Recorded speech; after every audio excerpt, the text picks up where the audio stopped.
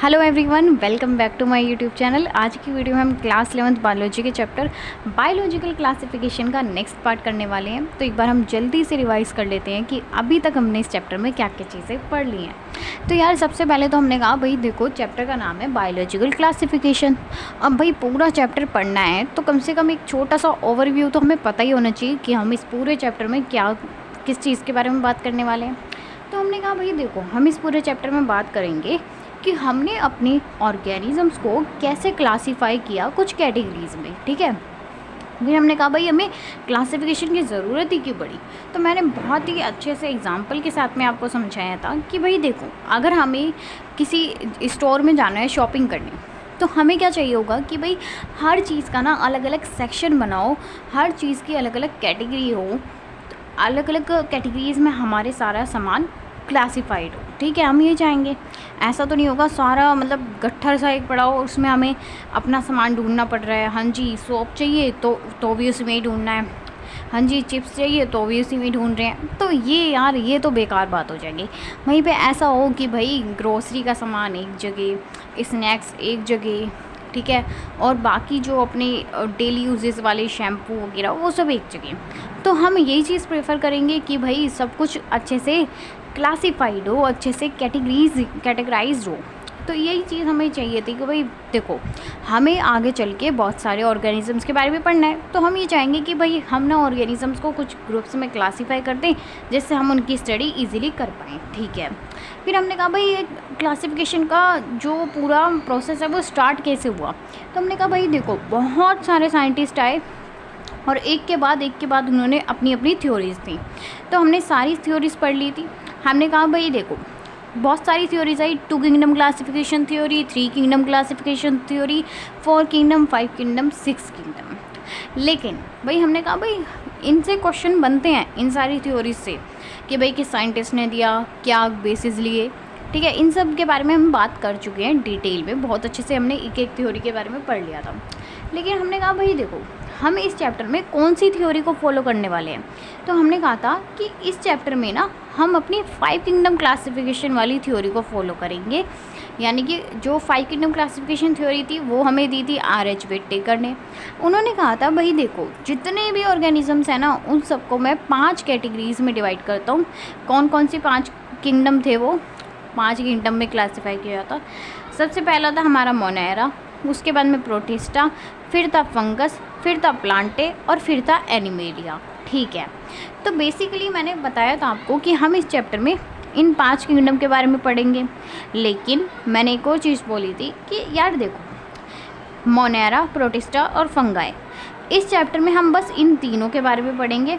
लेकिन जो हमारे 2 किंगडम है ना, किंगडम प्लांटे और किंगडम एनिमेलिया, उनके लिए ना सेपरेटली चैप्टर दिए हुए हैं हमें एनसीईआरटी में। तो वो ना हम उनमें पढ़ते हैं, क्योंकि भाई आप खुद बताओ, एनिमल किंगडम क्या छोटे हैं, छोटा सा किंगडम है? नहीं यार, एनिमल किंगडम में कितने सारे ऑर्गेनिज्म हैं, प्लांट किंगडम में कितने सारे ऑर्गेनिजम्स हैं। तो उनके लिए हमने अलग से चैप्टर बनाए हुए हैं, वो हम उसमें पढ़ेंगे। मैंने क्या कहा, इस चैप्टर में हमें बस 3 किंगडम पढ़ने हैं। कौन कौन से? मोनेरा किंगडम, देखो किंगडम मोनेरा, किंगडम प्रोटिस्टा और किंगडम फंगाई। जिसमें से मैं आपको बता दूं कि हमने किंगडम मोनेरा और किंगडम प्रोटिस्टा पूरा कंप्लीट कर लिया है। ठीक है, और जो हमारा किंगडम फंगाई था उसको भी हमने पिछली वीडियो में आधा कवर कर लिया था। आज हमें क्या करना है ये सुन लो। मैंने आपको पिछली वीडियो में बताया था कि जो हमारा किंगडम फंगाई है ना, उसको हमने कुछ क्लासेस में डिवाइड किया हुआ है।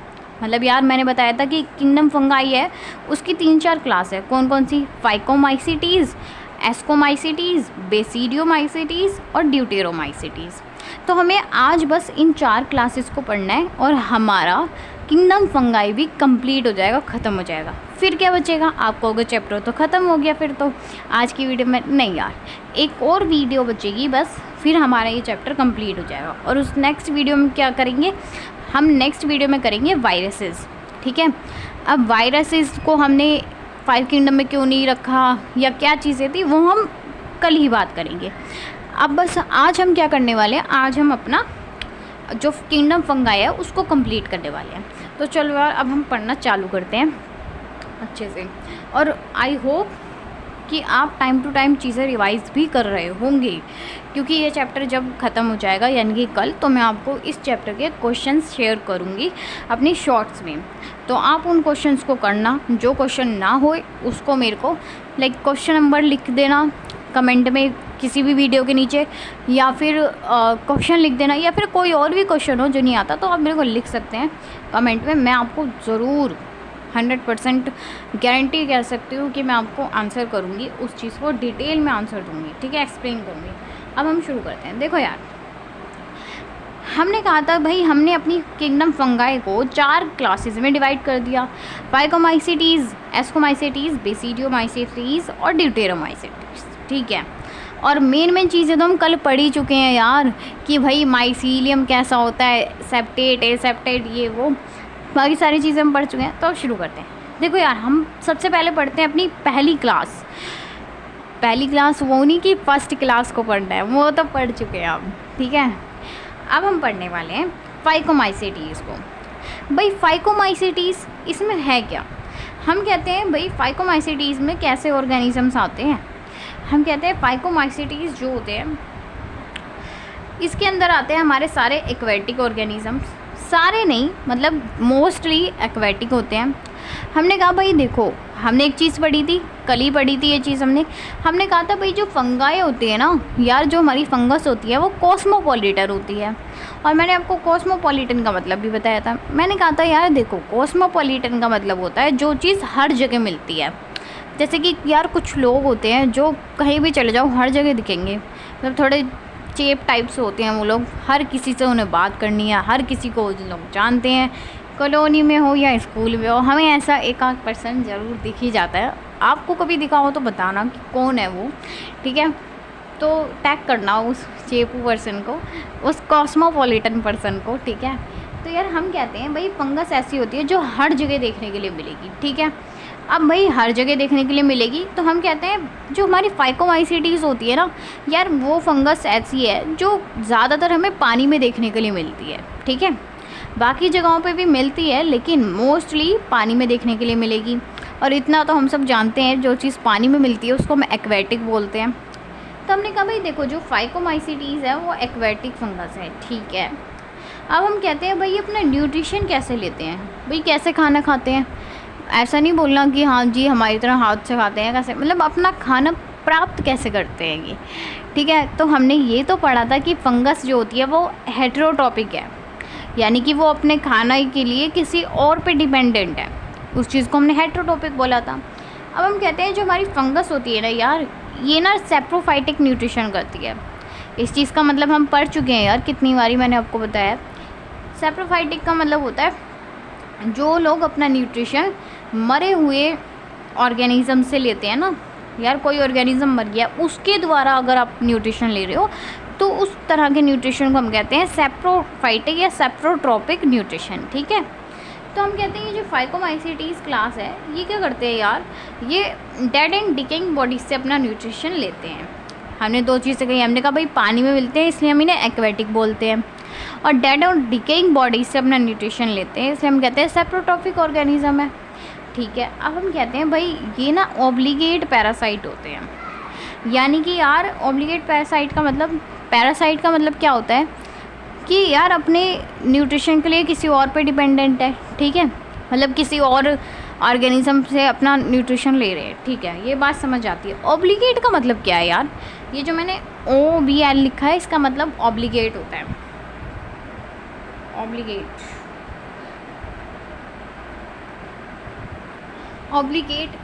का मतलब होता है यार हर हालत में, ठीक है। वो नहीं कि हाँ जी हमने फिल्मों में सुना है हमें हर हालत में ये चीज़ चाहिए यार, लाइक कोई भी हीरोइन हम हर हालत में मुझे अंजलि चाहिए, ये चाहिए ना चाहिए, and no Anjali will harm in the comment section ठीक है। तो ये वही चीज़ है कि हर हालत में, ठीक है। देखो यार इसका मैं बताती हूँ, ये ना चीज़ हम रेस्पिरेशन में भी पढ़ते हैं कि ऑब्लिगेट पैरासाइट है, लाइक ऑब्लिगेट एरोब है, ऑब्लिगेट एनएरोब है। इसका मतलब क्या होता है, मैंने कहा भाई हर हालत में होता है ऑब्लिगेट का मतलब, पैरासाइट का मतलब हम सब जानते हैं। तो इसका क्या मतलब हो गया कि हर हालत में यार ये लोग पैरासाइट ही रहेंगे, यानी कि किसी और के बिना नहीं रह सकते, ये किसी ना किसी के साथ ही रहेंगे हमेशा। मतलब ये है कि यार ये जो फंगस है ये कभी अकेले नहीं रह सकती। ठीक है, समझ आ गया? ठीक है, अब नेक्स्ट कहते हैं यार, जब मैंने कल आपको सेप्टेट और एसेप्टेट के बारे में बताया था तो ये चीज़ मैंने आपको वहीं पे ही बता दी थी, वहीं पे याद करवा दी थी कि भाई देखो एसेप्टेट माइसीलियम मिलता है हमें फाइकोमाइसीटीज़ में, और हमने कहा था जो एसेप्टेट माइसीलियम होता है वो सिनोसिटिक कंडीशन के होती है, यानी कि मल्टी सेलुलर कंडीशन। जिन्होंने वीडियो नहीं देखी है कोई बात नहीं यार, आप देख सकते हो, अभी भी टाइम है, प्लीज़ देख लो, प्लेलिस्ट बनी हुई है इस चैप्टर की, उसमें इस चैप्टर की सारी वीडियोस हैं, आप आराम से देख लो। फिर भी मैं एक बारी जिन्होंने देखी है उनके लिए भी रिवाइज़ करवा देती हूँ। यार मैंने कहा था कि भाई देखो माइसीलियम होता क्या है, पहले तो यही बता दो आप। देखो यार हमने कहा था भाई फंगस के अंदर ना धागे धागे जैसे स्ट्रक्चर मिलते हैं, उस एक धागे को हम कहते हैं हाइफे, और फिर हम कहते हैं अगर बहुत सारे हाइफे मिल जाएं या फिर हाइफे के गुच्छे को हम कहते हैं माइसीलियम। हमने कहा था भाई माइसीलियम ना दो तरह का हो सकता है, ऐसे भी हो सकता है और ऐसे भी हो सकता है। ये जो चीज़ है ना इसको हम सेप्टम कहते हैं, और जहाँ पे सेप्टम प्रेजेंट होता है उसको हम बोलते हैं सेप्टेट, और जहाँ पे सेप्टम नहीं है इसको हम क्या देते हैं एसेप्टेट। सिंपल चीज़ है यार। अब हम कहते थे कि भाई देखो जो एसेप्टेट माइसीलियम होता है ना यहाँ पे मल्टी सेलुलर कंडीशन होती है, मल्टी न्यूक्लियर कंडीशन जिसे हम कह सकते हैं, और यहाँ पे तो यार ऐसा कुछ नहीं है।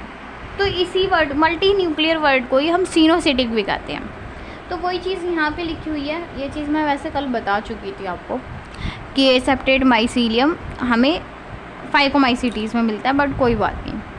अब देखो हमने कहा भाई फाइकोमाइसीटीज़ के अंदर हमें एसेप्टेट माइसीलियम मिलता है और सिनोसिटिक कंडीशन रहती है, यानी कि मल्टी न्यूक्लियर कंडीशन रहती है। ठीक है, समझ गए? अब हम कहते हैं यार ये जो फाइकोमाइसीटीज़ है ना ये भी दो तरह की है, ओमाइसीटीज़ और जाइगोमाइसीटीज़। देखो इनके बीच में फ़र्क क्या है, मैंने आपको कल जब पढ़ाया था फंगाई का थोड़ा सा स्ट्रक्चर, तो मैंने कहा था भाई देखो क्या होता है कि जो फंगाई है उसकी सेल वॉल के बारे में हमने बात की थी। मैंने कहा था फंगाई की जो सेल वॉल होती है वो मेनली या कह सकते हैं जनरली वो काइटिन की बनी होती है। लेकिन अब आप सोच रहे हो कि मैंने जनरली वर्ड पे इतना ज़्यादा प्रेशर क्यों दिया, इतना ज़्यादा फोकस क्यों किया, क्योंकि ये वर्ड इम्पॉर्टेंट है। देखो यार मैंने ये क्यों नहीं कहा कि सारी फंगस काइटिन सेल वॉल की होती है, या ये क्यों नहीं कहा कि भाई सभी फंगस के पास में काइटिन की सेल वॉल होती है, ऐसा नहीं कहा मैंने ऑल वर्ड यूज़ नहीं किया यहाँ पे। ये छोटी छोटी चीज़ों को समझना सीखो, ठीक है। मैंने ये नहीं कहा कि all fungus have chitin cell wall, ऐसा नहीं कहा मैंने कहा भाई जनरली जो काइटिन जनरली जो हमारी फंगस है उसकी सेल वॉल काइटिन की होती है। जनरली का मतलब होता है ज़्यादातर, ठीक है, समझ रहे हो? इन चीज़ों को आगे के लिए भी याद रखना है हमें। जनरली का मतलब होता है ज़्यादातर। मैंने कहा भाई ज़्यादातर फंगस जो होती है उसकी सेल वॉल काइटिन की बनी होती है, लेकिन वो जो ज़्यादातर का मतलब सभी तो नहीं होता, इतना तो हम सब जानते हैं। तो हम कहते हैं यार कुछ फंगस होती है जिसकी सेल वॉल काइटिन की नहीं बनी होती है। अब भाई काइटिन की नहीं बनी हुई तो किस चीज़ की बनी होती है? तो देखो वही चीज़ यहाँ पे हम कह रहे हैं यार, मैंने कहा फाइकोमाइसीटीज़ दो तरह के हैं, ओमाइसीटीज़ जाइगोमाइसीटीज़। हम कहते हैं कि जो ओमाइसीटीज़ है ना इनकी जो सेल वॉल होती है वो सेलुलोज की बनी होती है। देख लिया? अभी मैंने कहा भाई कुछ ज़्यादातर फंगस की तो भाई काइटिन की बनी है, लेकिन कुछ फंगस है जिसकी सेल वॉल काइटिन की नहीं बनी हुई है। तो ये वही कुछ फंगस है जिनकी सेल वॉल काइटिन की नहीं बनी हुई है, इनकी सेल वॉल सेलुलोज की बनी होती है। ठीक है, समझ आ गया? ठीक है, फिर हम कहते हैं जाइगोमाइसीटीज़ जो है उनकी सेल वॉल तो काइटिन की ही बनी हुई है। ठीक है, हम कहते हैं भाई जो ओमाइसीटीज़ है वो मोटाइल होते हैं। अब भाई मोटाइल क्यों होते हैं? क्योंकि ये मूवमेंट कर पाते हैं। वहीं पे जो जाइगोमाइसीटीज़ होते हैं वो मोटाइल नहीं होते, यानी कि ये मूवमेंट नहीं कर पाते। ठीक है, हम कहते हैं ओमाइसीटीज़ में जो एसेक्सुअल स्पोर होता है वो जू स्पोर होता है। अब इसीलिए कहा था कि कल वाली वीडियो बहुत इम्पोर्टेंट है, देख लीजिए उसको। हमने कल पढ़ा था भाई जो फंगाई होती है ना वो हर तरीके से रिप्रोड्यूस कर पाती है। वो एसेक्सुअल रिप्रोडक्शन भी करती है, वो सेक्सुअल रिप्रोडक्शन भी करती है। तो जब एसेक्सुअल रिप्रोडक्शन करते हैं तो वो कुछ एसेक्सुअल स्पोर्स बनाते हैं, और उन एसेक्सुअल स्पोर्स के बारे में हम पढ़ चुके थे। हमने कहा था भाई देखो 3 तरह के स्पोर्स बनते हैं, एसेक्सुअल स्पोर्स 3 तरह के होते हैं। समझ रहे हो, वर्ड्स पे ध्यान दो, मैं एसेक्सुअल स्पोर्स की बात कर रही हूँ। हमने कहा था भाई 3 तरह के एसेक्सुअल स्पोर्स होते हैं, कौन कौन से? ज़ूस्पोर, स्पोरेंजियोस्पोर और साथ में कोनिडिया।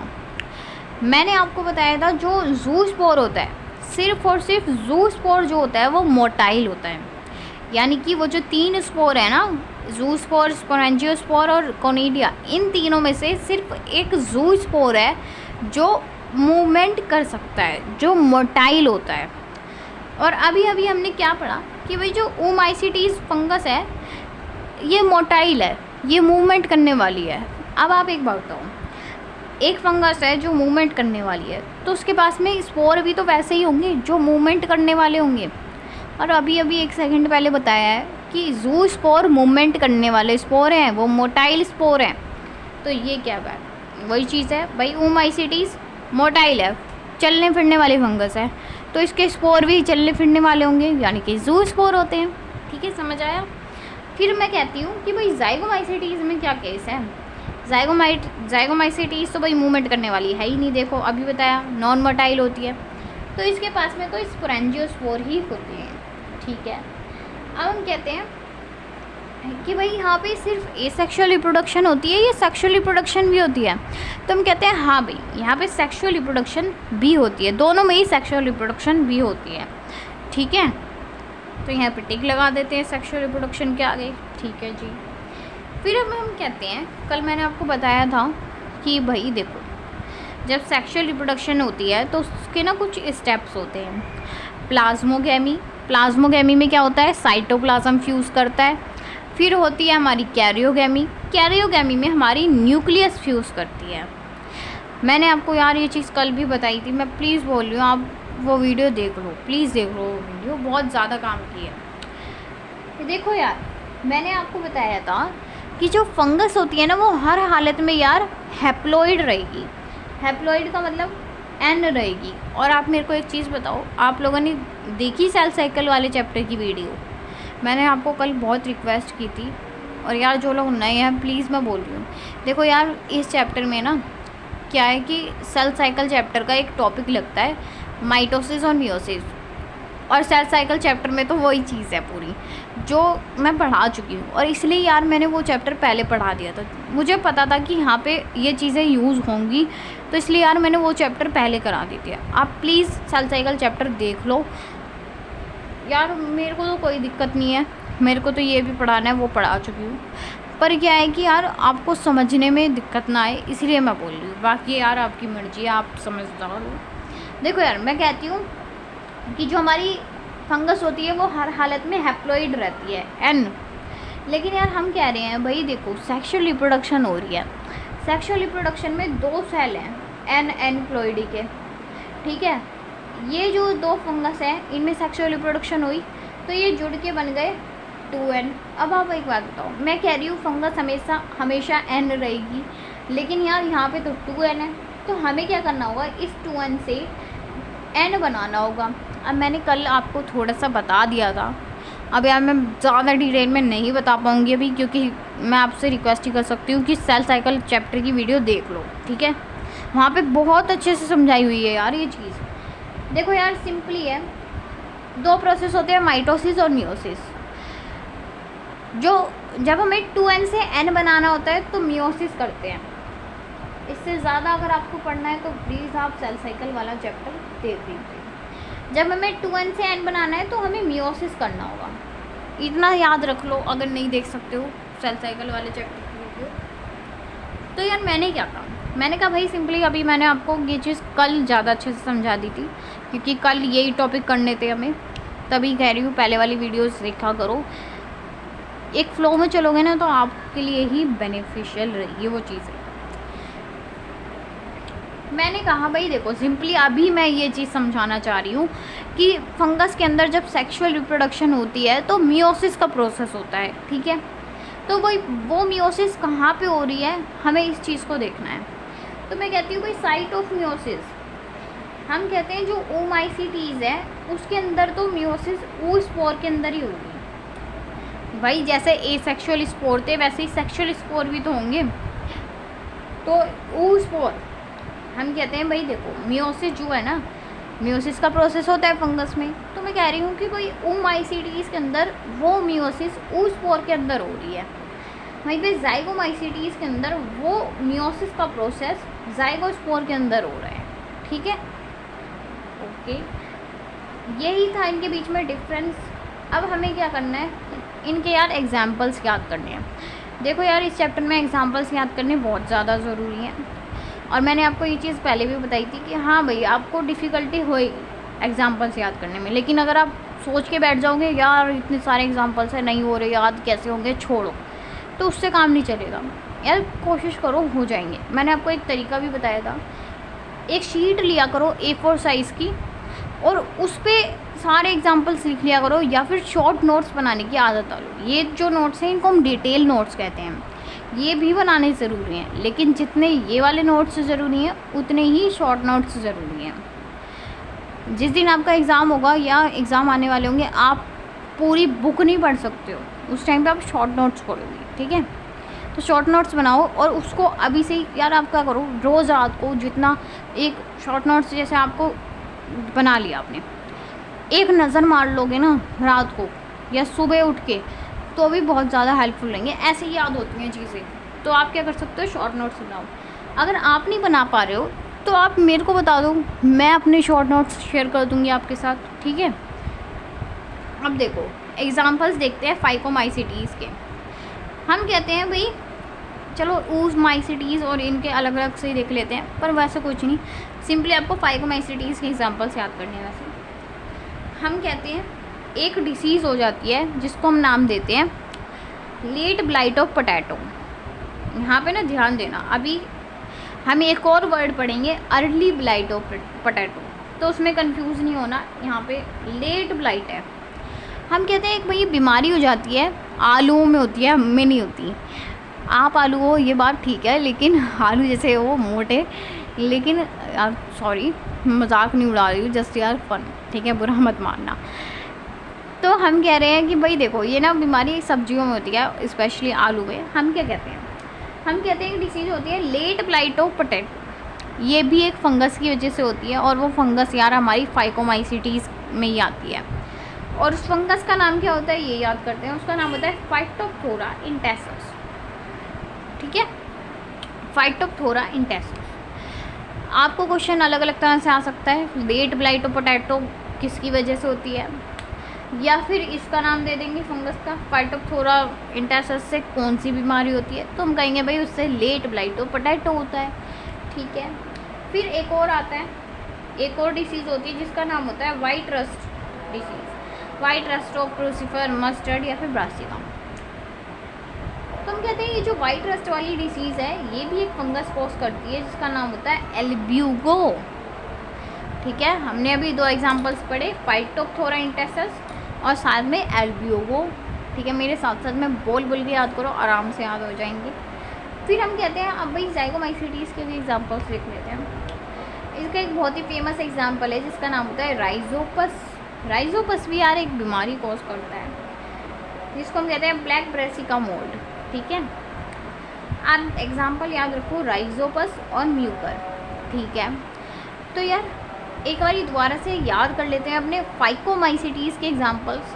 हमने कहा भाई देखो फाइकोमाइसीटीज़ में ज़्यादा एग्जाम्पल नहीं है, हमें 4 ही एग्जाम्पल दे रखे हैं, वो याद करने हैं। कौन कौन से, Phytophthora infestans, Phytophthora infestans, Phytophthora infestans, जो कि क्या करता है late blight of potato, late blight of potato.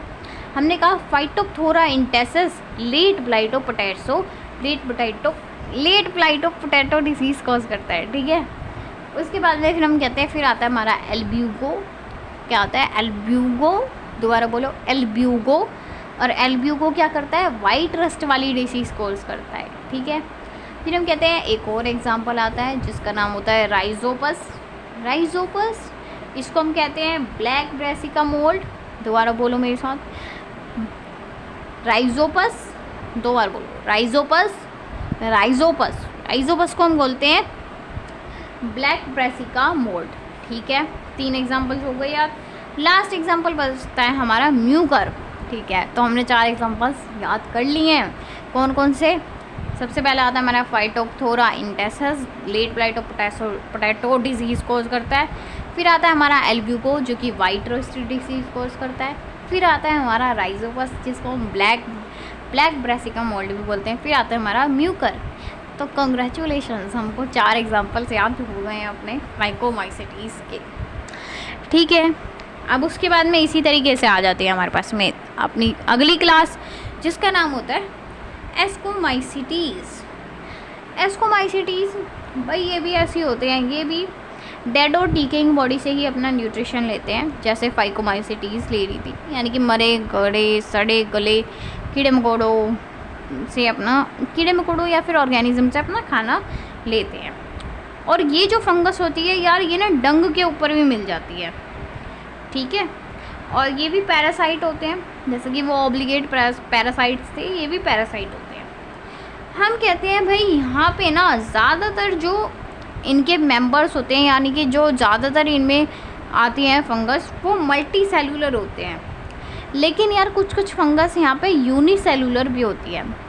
और जिन्होंने कल वाली वीडियो देखी होगी उनको मैंने याद करवाई थी ये चीज़ कि यूनिसेलुलर फंगस का एक बहुत ही ज़्यादा फेमस एग्जाम्पल है जिसका नाम होता है ईस्ट।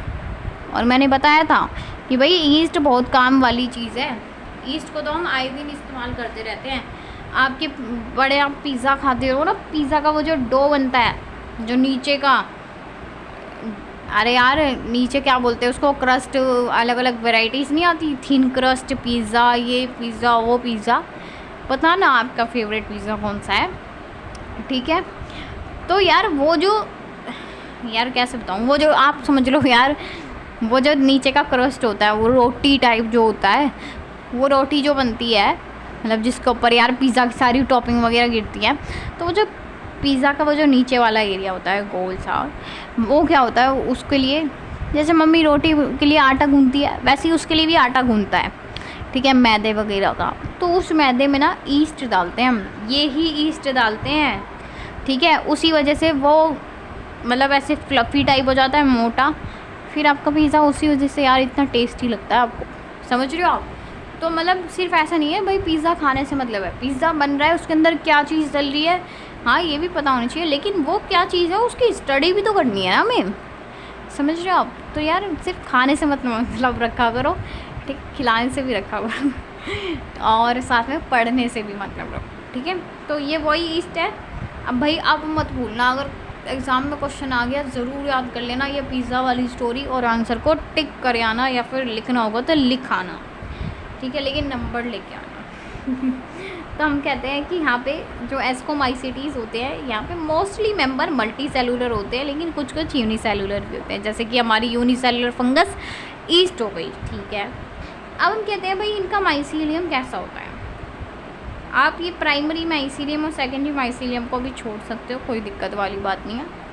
आप जस्ट ये समझो, कल हमने पढ़ा था इनका जो माइसीलियम होता है, एस्कोमाइसीटीज़ का जो माइसीलियम होता है वो सेप्टेट माइसीलियम होता है, इस तरीके का माइसीलियम होता है। यार हमने कल इस चीज़ को देखा था कि बस जो एसेप्टेट माइसीलियम होता है सिर्फ और सिर्फ फाइकोमाइसीटीज़ में मिलता है, बाकी जो हमारी 3 क्लास है उसमें हमें सेप्टेट ही मिलेगा। तो हम कहते हैं एस्कोमाइसीटीज़ के अंदर भी ना हमें सेप्टेट माइसीलियम ही मिलता है, बाकी ये प्राइमरी और सेकेंडरी माइसीलियम को अभी आप छोड़ सकते हो। ठीक है, जो चीज़ इम्पॉर्टेंट होती है मैं वो बता देती हूँ आपको, बट अभी आप छोड़ सकते हो, कोई टेंशन वाली बात नहीं है। अब उसके बाद में बात करते हैं हम सेक्सुअल रिप्रोडक्शन की यहाँ पे। ठीक है, अब तो इजी हो जाएगी आपके लिए ये चीज़ें। ठीक है, तो यार हम क्या कहते हैं, जैसे हमने ऊपर पढ़ा था भाई मियोसिस कहाँ पे हो रही थी, उस चीज़ को हमने कहा था साइट ऑफ मियोसिस। तो यहाँ पे एस्कोमाइसीटीज़ में मियोसिस की साइट क्या होती है यार, यहाँ पे क्या होता है, यहाँ पे ना हमारी फ्रूटिंग बॉडी बन जाती है। फ्रूटिंग बॉडी क्या होता है, वो फ्रूट वाली फ्रूटिंग बॉडी नहीं, देखो ये ऐसे करके हमारी फंगस है। ठीक है, तो ये जो अंदर का एरिया इसको हम एस्कस बोलते हैं। ठीक है। और इस पूरे को हम फ्रूटिंग बॉडी बोलते हैं, इसको हम बोलते हैं एस्कोकार्प। अब हम कह रहे हैं भाई मियोसिस यहाँ पे कहाँ पे होती है, मियोसिस यहाँ पे कहाँ पे होती है। देखो हम क्या पूछ रहे हैं कि भाई आपने फाइकोमाइसीटीज़ के बारे में तो बता दिया कि फाइकोमाइसीटीज़ के अंदर मियोसिस कहाँ पे हो रही है। अब हम कह रहे हैं भाई इसका भी तो बताओ एस्कोमाइसीटीज़ का। तो हम कहते हैं एस्कोमाइसीटीज़ के अंदर जो मियोसिस का प्रोसेस होता है वो एस्कस के अंदर होता है। यार कितना ईजी है याद रखना, एस्कोमाइसीटीज़ एस्कस के अंदर मियोसिस हो रहा है। ठीक है। हम कह रहे हैं इनकी फ्रूटिंग बॉडी का नाम बताना ज़रा, तो वो तो हम पढ़ चुके हैं यार। फ्रूटिंग बॉडी का नाम होता है एस्कोकार्प। ठीक है। अब उसके बाद में हम बोलते हैं एस्कोस्पोर्स। यार जो ऊपर स्पोर्स बन रहे थे, जैसे कि ऊमाइसीटीज़ का जो सेक्सुअल स्पोर था उसको हमने कहा था ऊस्पोर, और जाइगोमाइसीटीज़ में जो सेक्सुअल स्पोर था उसको हमने कहा था जाइगोस्पोर। तो उसी तरीके से एस्कोमाइसीटीज़ में भी तो बनता है। तो एस्कोमाइसीटीज़ में जो सेक्सुअल स्पोर बनता है उसका नाम होता है एस्कोस्पोर। अब सेक्सुअल स्पोर और एसेक्सुअल स्पोर में बिल्कुल कंफ्यूज नहीं होना है, समझ रहे हो। सेक्सुअल स्पोर अलग होगा, एसेक्सुअल स्पोर अलग होगा। तो हम कहते हैं यार यहाँ पे जो सेक्सुअल स्पोर है वो हमारा एस्कोस्पोर होता है। ठीक है। अब हम कहते हैं यहाँ पे एसेक्सुअल स्पोर कौन सा मिलता है। 3 तरह के होते हैं ना एसेक्सुअल स्पोर, कौन कौन से, ज़ूस्पोर, स्पोरेंजियोस्पोर और साथ ही में कोनिडिया। हम कहते हैं यहाँ पे कोनिडिया होते हैं। ठीक है, समझ आई यहाँ तक चीज़ें। एस्कोमाइसीटीज़ जो होते हैं वो डेड और डिकेइंग बॉडी में मिलते हैं। ज़्यादातर जो इसके मेंबर्स होते हैं वो मल्टी सेलुलर होते हैं, लेकिन कुछ कुछ यूनिसेलुलर भी होते हैं, जैसे कि हमारा ईस्ट। फिर हम कहते हैं भाई इनके सेक्सुअल रिप्रोडक्शन के बारे में कुछ बताओ। हम कहते हैं यहाँ पे जो सेक्सुअल रिप्रोडक्शन होती है, यानी कि या कह सकते हैं जो मियोसिस का प्रोसेस होता है वो एस्कस के अंदर होता है। यहाँ पे एक फ्रूटिंग बॉडी प्रेजेंट होती है जिसका नाम होता है एस्कोकार्प। ठीक है। अब हम कहते हैं भाई यहाँ पे जो सेक्सुअल स्पोर बनता है उसका नाम क्या होता है, उसका नाम होता है एस्कोस्पोर। ठीक है। हम कहते हैं एसेक्सुअल रिप्रोडक्शन भी तो होती है, तो हम कहते हैं एसेक्सुअल स्पोर जो होता है उसका नाम होता है कोनिडिया। ठीक है, यहाँ तक समझ आ गया। अब इनके कुछ एग्जांपल्स हम देख लेते हैं। एस्कोमाइसीटीज़ के एग्जांपल भाई ऐसे याद करवा दूंगी मैं आपको एग्जांपल, बस मेरे साथ साथ बोलते जाओ। हम कहते हैं भाई एस्कोमाइसीटीज़ जो होती है ना उनका एक एग्जांपल होता है न्यूरोस्पोरा। ये जो न्यूरोस्पोरा है यार, इससे ना काफ़ी ज़्यादा क्वेश्चन आता है, तो यार आसानी से याद कर लो। अब मैं एक चीज़ बताती हूँ, यहाँ से पता है कैसे क्वेश्चन आएगा, पहले तो आप समझो। ये जो न्यूरोस्पोरा होता है ना यार, इसको हम एक और नाम से बुलाते हैं, इसको हम बोलते हैं पिंक मोल्ड। पिंक कलर किस किस का फेवरेट है बताना ज़रा मेरे को। वैसे मैं बताऊँ मेरा पिंक फेवरेट नहीं है, मेरा फेवरेट कलर है ब्लैक। ठीक है, आप बताना आपका फेवरेट कलर कौन सा है भाई। और जिसका फेवरेट कलर भाई पिंक होगा उसका नाम हम पिंक मोल्ड रख देंगे। ठीक है। तो यार हम बोलते हैं कि न्यूरोस्पोरा जो फंगस है उसका दूसरा नाम होता है पिंक मोल्ड। भाई ये जो फंगस है ना यार, बड़ी ही काम की फंगस है, बहुत इम्पॉर्टेंट फंगस है। ऐसी नहीं है ये फालतू, आपकी तरह फालतू नहीं है। तो यार हम कहते हैं ये जो फंगस है ये बहुत काम आती है। कैसे काम आती है भाई, इसको ना हम रिसर्च वगैरह में बहुत ज़्यादा यूज़ करते हैं। हम इसको जेनेटिक्स में बहुत ज़्यादा यूज़ करते हैं, बायोकेमिस्ट्री में भी ये काफ़ी ज़्यादा यूज़ होती है। ठीक है। और उसके बाद हम इसको बोलते हैं ड्रोसोफिला ऑफ प्लांट किंगडम। अब भाई ये ड्रोसोफिला क्या आ गया, इतना बड़ा सा नाम, डर गए हम इसे देख के। देखो जब आप जेनेटिक्स पढ़ोगे ना 12th में जाके, तो वहाँ पे आप एक चीज़ पढ़ोगे, एक एक्सपेरिमेंट हुआ था यार। ड्रोसोफिला ना एक तरह के हमारे फ्लाई होती है यार, एक तरह की, आप अभी के लिए समझा रही हूँ। ड्रोसोफिला जो होती है एक तरह की मक्खी होती है। ठीक है, इतना समझो। ड्रोसोफिला है जो वो एक तरह की मक्खी है, और इस मक्खी पे यार जब हमने जेनेटिक्स के बारे में पढ़ा, जेनेटिक्स पता है क्या होता है। देखो जेनेटिक्स में ना यार, जेनेटिक्स एक कह सकते हैं सब्जेक्ट ही है अपने आप में, पर आपको पढ़ना है क्लास 12 में। देखो जेनेटिक्स के अंदर ना हम अपने DNA, RNA इन सब चीज़ों के बारे में पढ़ते हैं। ठीक है। तो यार जब जेनेटिक्स की स्टडी हो रही थी, मतलब जब हम जेनेटिक्स को पढ़ रहे थे पहले के ज़माने में, तो ये जो ड्रोसोफिला थी मक्खी थी, इसके ऊपर हमने काफ़ी स्टडी की थी। मतलब इसके ऊपर बहुत सारे एक्सपेरिमेंट वगैरह किए गए थे। तो ये इस मक्खी को यार बहुत इम्पोर्टेंट माना जाता है, ड्रोसोफिला को। तो वही कहा गया है कि ये वो तो ड्रोसोफिला वो जेनेटिक्स में थी। जो न्यूरोस्पोरा है इस पर भी काफ़ी ज़्यादा स्टडी हुई, इस पर भी काफ़ी ज़्यादा एक्सपेरिमेंट्स हुए। बताया ना कि जेनेटिक्स में भी यूज़ होती है, बायोकेमिस्ट्री में भी इस्तेमाल होती है, मतलब इसके ऊपर यार एक्सपेरिमेंट होते हैं, इसके ऊपर काफ़ी रिसर्च होती है। तो इसलिए हम इसको नाम देते हैं प्लांट किंगडम की ड्रोसोफिला। ठीक है, फिर हम बोलते हैं दूसरा एग्जाम्पल आ गया क्लाइवीसेप्स परप्यूरा। ये क्या होता है? ये एरगेट ऑफ राई कोस करती है। अब भाई ये राई वो वाली राई नहीं है जो हम घर में इस्तेमाल करते हैं खाने वाने में बनाने में, वो राई नहीं है ये। ठीक है, दो एग्जांपल याद किए कौन कौन से? न्यूरोस्पोरा, दूसरा example Claviceps. Neurospora Claviceps, Neurospora Claviceps. ठीक है, फिर आता है हमारा पेनिसिलियम। यार पेनिसिलियम के बारे में तो हम सब जानते ही हैं। पेनिसिलियम जो होती है वो हमारी फर्स्ट एंटीबायोटिक है। एंटीबायोटिक का मतलब पता है? जब बुखार वगैरह होता है तो एंटीबायोटिक्स ही तो खाते हैं, तो वही सबसे पहली एंटीबायोटिक थी हमारी पेनिसिलियम। ठीक है, ये भी एक फंगस है, देख रहे हो आप। यार ऐसा नहीं है हमेशा फंगस बेकार ही होती है, फंगस कभी कभी हमारे काम की भी होती है।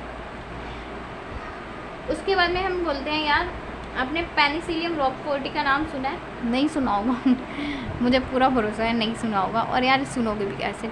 ये ना 12th में आता है। 12th में एक चैप्टर होता है माइक्रोब्स वाला, जिसमें हम यार पढ़ते हैं कि भाई जो माइक्रोब्स होते हैं, हाँ भाई हार्मफुल होते हैं, लेकिन कुछ माइक्रोब्स हमारे लिए फ़ायदेमंद भी होते हैं। तो हम उसमें यार माइक्रोब्स की ही तारीफ़ कर रहे होते हैं उस पूरे चैप्टर में, कि माइक्रोब्स, ये वाला माइक्रोब यहाँ अच्छा काम कर रहा है, यहाँ अच्छा काम कर रहा है। तो उसमें से एक पढ़ते हैं हम पेनिसिलियम रॉकफोर्टी के बारे में। चीज़ तो आप सबको बहुत पसंद होएगी, और आजकल तो हर चीज़ में चीज़ डलती है। देखी होगी आपने वीडियोस अलग अलग जगह पे, मतलब यार गोलगप्पों में चीज़ डल रही है आजकल है, और कुछ भी बन रहा है पोहा उसमें भी चीज़ डल रही है, हर चीज़ में चीज़ डाल रहे हैं यार। इतनी पसंद आ रही है आजकल लोगों को चीज़।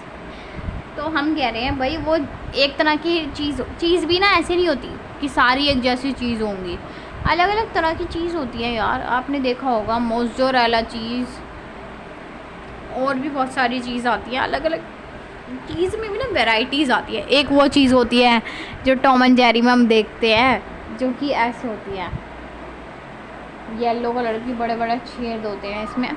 तो मैं बोल रही हूँ यार चीज़ ना अलग अलग तरह की होती है, अलग अलग वैरायटीज़ होती हैं चीज़ की। तो उसमें से एक वैरायटी होती है चीज़ की हमारी रॉकफोर्टी चीज़।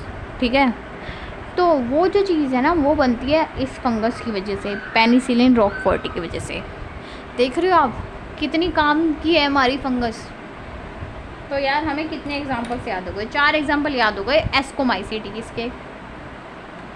Neurospora, Claviceps, Penicillium, penicillin roqueforti. ठीक है, साथ ही में यार कुछ फंगस ऐसी होती है जिसको हम खा सकते हैं, जैसे कि हमारे मोरल्स और ट्रफल्स।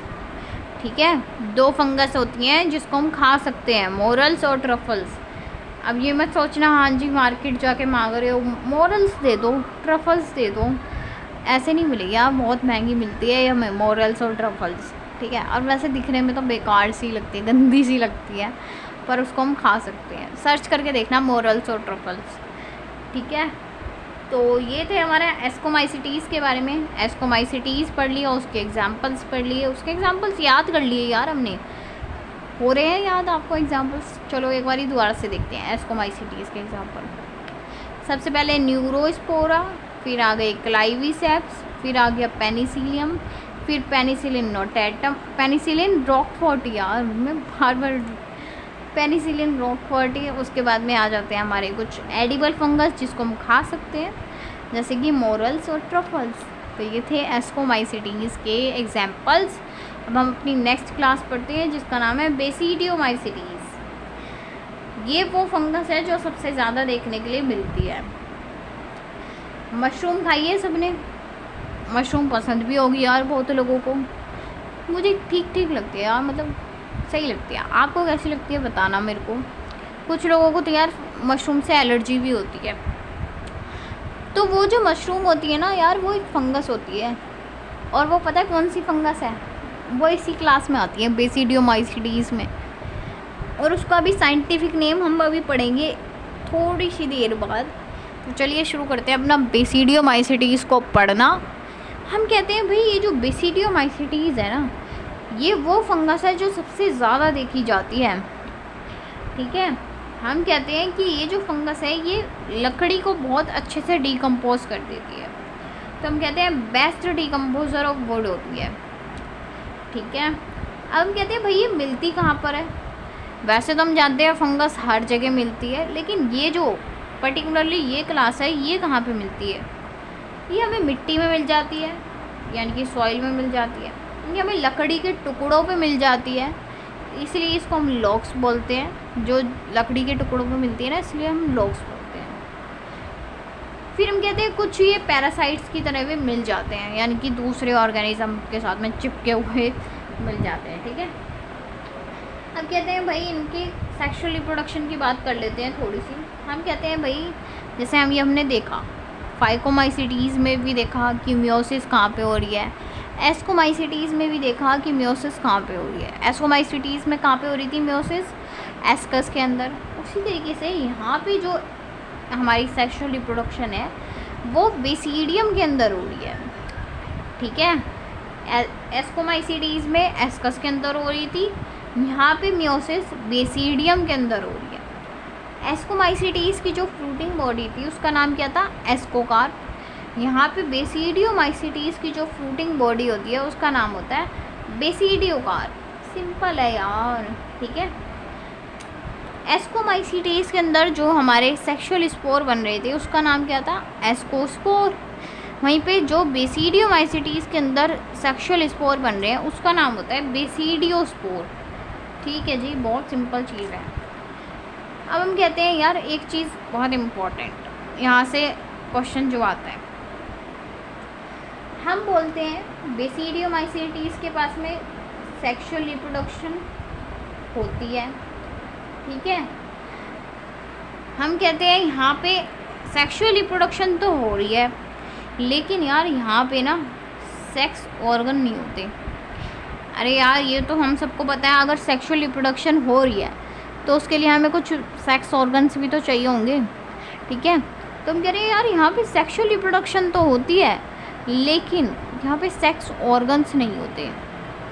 याद रख लेना, इस चीज़ पे नोट डाल के लिख लेना, ठीक है, कि जो हमारी बेसिडियोमाइसीटीज़ होती है। और आप देखोगे ना यहाँ से बहुत क्वेश्चंस पूछे गए हैं, चाहे आप CBSE स्कूल्स के एग्ज़ाम की बात कर लो, चाहे आप नीट एग्ज़ाम की बात कर लो। यार हम बोलते हैं कि जो हमारी बेसिडियोमाइसीटीज़ है क्लास, यहाँ पे सेक्सुअल रिप्रोडक्शन तो होती है, लेकिन यार यहाँ पे sexual spores sex organs present नहीं होते, ठीक है। फिर उसके बाद हम कहते हैं यार यहाँ पे एसेक्सुअल रिप्रोडक्शन तो होती ही नहीं है। तो आप देख रहे हो बेसिडियोमाइसीटीज़ के अंदर कितनी अलग चीज़ें हो रही हैं, मतलब बाकियों में तो हो रही थी एक सेक्सुअल रिप्रोडक्शन भी, लेकिन यार बेसिडियोमाइसीटीज़ थोड़ा सा अलग है, इसमें अलग अलग चीज़ें हो रही है। यहाँ पे सेक्स ऑर्गन नहीं है, लेकिन सेक्सुअल रिप्रोडक्शन हो रही है यहाँ, और यहाँ पे एसेक्सुअल रिप्रोडक्शन तो होती ही नहीं है, ठीक है। फिर उसके बाद में फिर बताओ बेसिडियोमाइसीटीज़ का जो माइसीलियम होता है वो एसेप्टेट होता है या सेप्टेट होता है? सेप्टेट होता है, क्योंकि अभी तो बताया था मैंने, एसेप्टेट तो सिर्फ और सिर्फ फाइकोमाइसीटीज़ का होता है, बाकी सबका सेप्टेट ही होता है, ठीक है। अब हम देख लेते हैं अपने बेसिडियोमाइसीटीज़ के कुछ एग्जाम्पल्स। देखो यार सबसे पहले तो भैया मशरूम की ही बात करेंगे। हम कहते हैं मशरूम भाई एडिबल फंगस है। एडिबल का मतलब पता है? जिस चीज़ को हम खा सकते हैं। आपने देखा होगा कुछ फूड कलर्स आते हैं जो यार हम डालते हैं, जैसे कि यार मान लीजिए यार आपने वो खाए हैं येलो कलर के राइस बनते हैं, मीठे होते हैं ज़्यादातर प्रसाद के उससे बनाते हैं, या और भी चीज़ें खाई होंगी। तो यार फूड कलर डालते हैं उसमें, तो फूड कलर के ऊपर ना एक चीज़ लिखी होती है एडिबल। एडिबल का मतलब होता है ये चीज़ हम खा सकते हैं।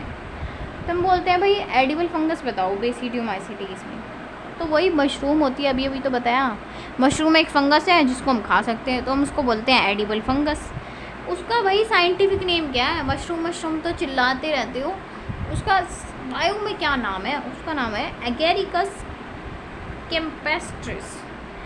देख रहे हो मशरूम बोलना कितना आसान है, और यहाँ पे नाम देख रहे हो आप कितना अजीब सा है, एगेरिकस कैम्पेस्ट्रिस। ठीक है, फिर उसके बाद में हम बोलते हैं एक फंगस होती है जो भाई ख़तरनाक होती है, पॉइजनस होती है, उसका नाम क्या है, उसका नाम होता है एमेनिन। ठीक है, फिर आती है हमारी ब्रैकेट फंगाई और कुछ पफ बॉल्स होते हैं। फिर हम बोलते हैं पैरासाइटिक फंगाई, बताओ कुछ। पैरासाइटिक फंगाई में हमारे पास में दो आते हैं, एक होती है हमारी पक्सीनिया। देखो यार यहाँ पे इस चीज़ को याद कर लेना, यहीं से यार क्वेश्चन बनेंगे और कहाँ से बनेंगे। पक्सीनिया जो होती है उसका नाम होता है रस्ट फंगाई। आपको क्वेश्चन क्या दे देगा, रस्ट फंगाई बताओ, रस्ट फंगाई का नाम बताओ, तो रस्ट फंगाई का नाम क्या होता है, पक्सीनिया। ठीक है, फिर अगर पूछता है स्नट फंगाई बताओ, तो स्नट फंगाई का नाम होता है यूस्टिलिगो। ठीक है, एक बार दोबारा से रिवाइज कर लेते हैं बेसिडियोमाइसीडीज़ के एग्जांपल्स। हम कहते हैं बेसिडियोमाइसीडीज़ का एक तो एग्जांपल है agaricus campestris, agaricus campestris, agaricus campestris. ठीक है, फिर हम बोलते हैं एक फंगस होती है जो पॉइजनस होती है, ख़तरनाक, उसका नाम होता है एमेनिन। ठीक है, एमेनिन, एमेनिन, एमेनिन। फिर दूसरी कुछ और भी फंगस होती है जैसे कि ब्रैकेट फंगाई और पफ बॉल्स।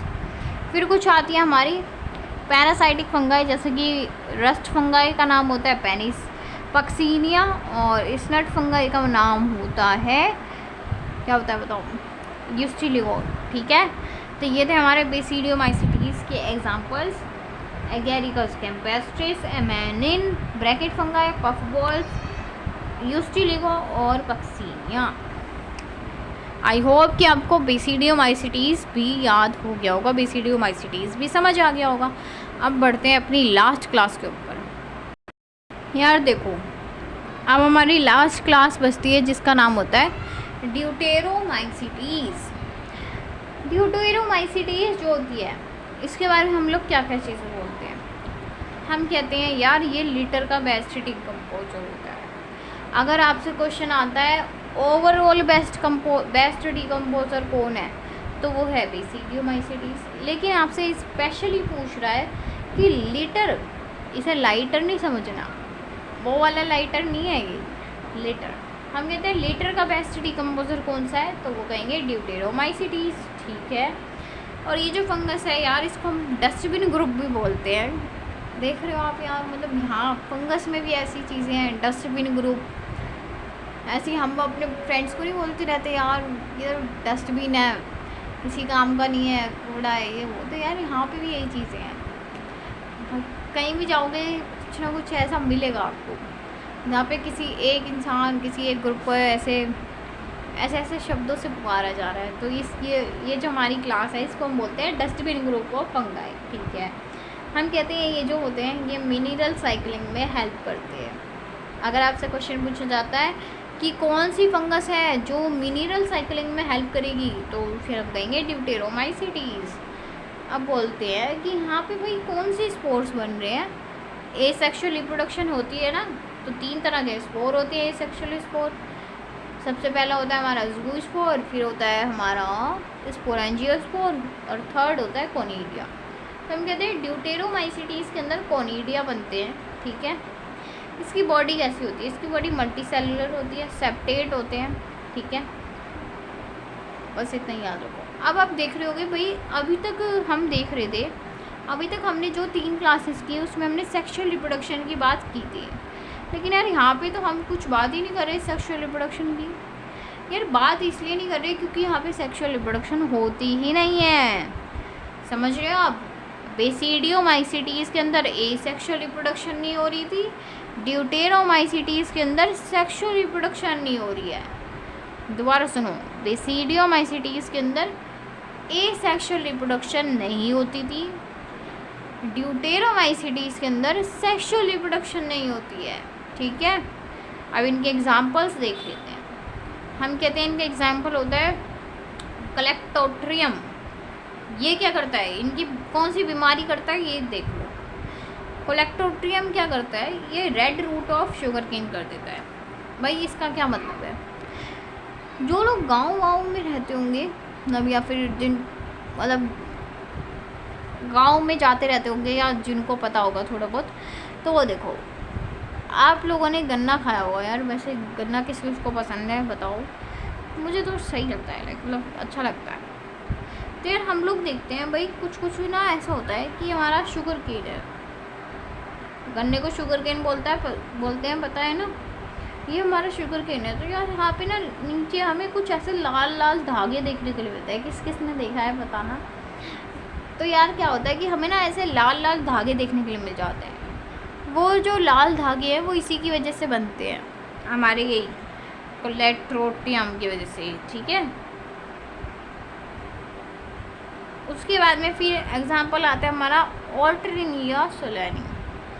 ये क्या करता है? ये अर्ली फ्लाइट ऑफ पोटैटो करता है। ये वो ये जो मैं आपको शुरू में बता रही थी कि लेट फ्लाइट ऑफ पोटैटो कौन करता था, बताना ज़रा?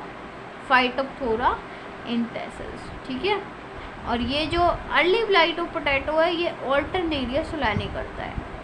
फिर एक आता है हमारा ट्राइकोडर्म। ये बायो कंट्रोल एजेंट होता है।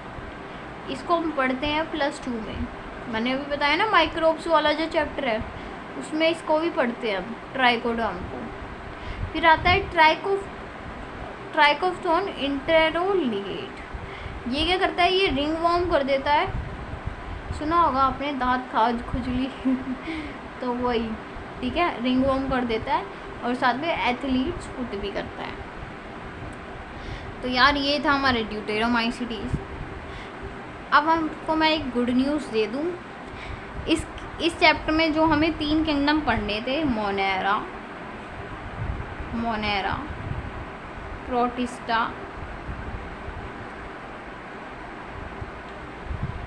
और फंगाई, हमें इस चैप्टर में ये 3 किंगडम पढ़ने थे, जिसमें से हम ये तीनों किंगडम कंप्लीट कर चुके हैं, अच्छे से पढ़ चुके हैं। तो देखो अब इस चैप्टर में बस एक ही पार्ट बचता है, क्या? वायरस, जिसके बारे में हम कल पढ़ने वाले हैं। तो कल तक आप क्या करो, आपको होमवर्क दे रही हूँ, कल तक जितना भी पढ़ाया गया है उस सब को, जिन्होंने वीडियो नहीं देखी है, कोई वीडियो स्किप हुई है, ठीक है, कोई वीडियो नहीं देख पाए हो, कोई बात नहीं, कल तक का दिन है, इसी टाइम तक दोबारा वीडियो आएगी। कल तक आप अच्छे से अपना बैकलॉग कवर कर लो यार। जिन लोगों ने नहीं देखी है कोई वीडियो तो वो वीडियो देख लो, और जिन्होंने देखी है प्लीज़ पूरा चैप्टर अच्छे से रिवाइज़ करो, ठीक है। जल्दी से याद करो चीज़ों को दोबारा से, कल तक सारा रिवाइज़ कर लो जितना भी पढ़ाया गया है, ठीक है, क्योंकि अभी चैप्टर बिल्कुल एंड होने वाला है, कल ख़त्म हो जाएगा। हम कह रहे हैं कि देखो यार, कल तक अपना जो भी बच रहा है ना इस चैप्टर में वो ख़त्म कर लो और अच्छे से रिवाइज़ कर लो, याद कर लो चीज़ों को। फिर कल बस लास्ट वीडियो आएगी इस चैप्टर की और ये चैप्टर हो जाएगा हमारा कंप्लीट। उसके बाद में मैं आपको क्वेश्चन शेयर करूँगी, आप वो क्वेश्चंस करना, ठीक है। फिर मेरे को बताना यार, देखो आज इस वीडियो में मेरे को बता दो इस वीडियो के नीचे कि आप कौन सा चैप्टर चाहते हो, नेक्स्ट कौन सा चैप्टर चाहते हो, क्योंकि परसों फिर उसी चैप्टर में वीडियो बनेगी। अब आप सोच लो, अगर आप कल बताओगे तो यार फिर मेरे को मतलब अपना जो करना होता है उसके हिसाब से मेरे को प्रॉब्लम हो जाएगी शेड्यूल में। आज का दिन है, आज मेरे को बता दो कमेंट करके, प्लीज़ बता देना, इस बात को लाइटली मत देना। आज मेरे को कमेंट करके बता दो कि नेक्स्ट चैप्टर कौन सा चाहते हो आप, ठीक है, क्योंकि फिर उसी चैप्टर पे वीडियो मैं बना दूँगी। नहीं तो यार क्या होगा कि मैं अपनी मर्ज़ी से फिर कोई चैप्टर की वीडियो बना दूँगी परसों, क्योंकि यार वीडियो मेरे को कल ही बनानी पड़ेगी, तब मैं परसों अपलोड कर पाऊँगी।